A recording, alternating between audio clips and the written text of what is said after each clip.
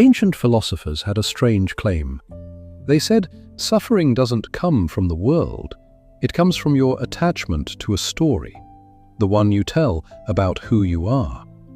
For centuries, that sounded like poetry. Now, it sounds like neuroscience. Your brain is running a model right now. Not a metaphor, an actual predictive model, built from memory, belief, and a running narrative of identity. Neuroscientist Anil Seth calls this a controlled hallucination, your brain's best guess at reality, updated in real time.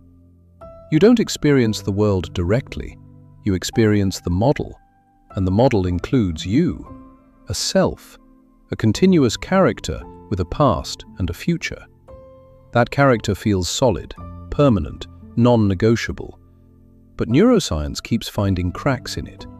Neuroscientist Judson Brewer used fMRI scans on experienced meditators and found something unexpected. During deep meditation, activity dropped in the brain's default mode network, the exact circuitry responsible for self-referential thought. The network that narrates, "I am this, I did that, I will become this." It goes quiet. Not gone, just quieter. And when that narration fades, even briefly, people report something strange. Not a new world, the same world, but their relationship to it changes. Colors don't shift, sound doesn't change.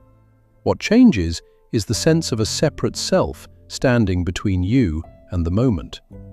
There's a second finding that goes even further. Psychologist Michael Pollan, reporting on research into psychedelics and meditation, describes something researchers now call ego dissolution, a temporary collapse of the boundary between self and experience. In these states, the narrator doesn't just get quieter, it briefly stops narrating altogether.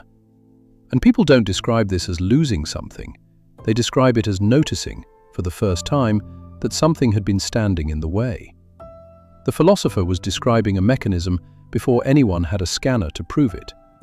Attachment to the story isn't a moral failure. It's a brain running its default prediction, uninterrupted, moment after moment, for your entire life. Weaken the narrator, and perception doesn't transform. It simply stops being filtered through a character. This is why meditators across unrelated traditions, Buddhist monks, Christian contemplatives, secular researchers, describe nearly identical experiences.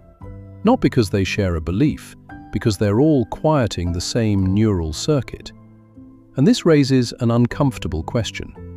If the self can go quiet without the world ending, if the you doing all this suffering is a narration layer, not a fixed fact, then what exactly has been suffering all this time? Not your body. Your body doesn't need a story to feel pain or pleasure. Not your senses. They work the same with or without a narrator. Only the character does. The self was never the thing seeing the world. The self was a story the brain tells about the one who's seeing.